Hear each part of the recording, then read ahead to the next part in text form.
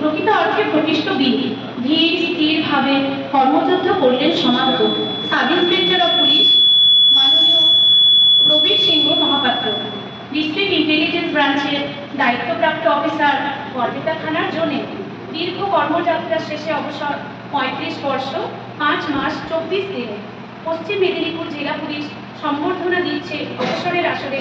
অবসর জীবনে ভালো থাকবে পুলিশ লাইনের পাশে রাজা রামমোহন নগর।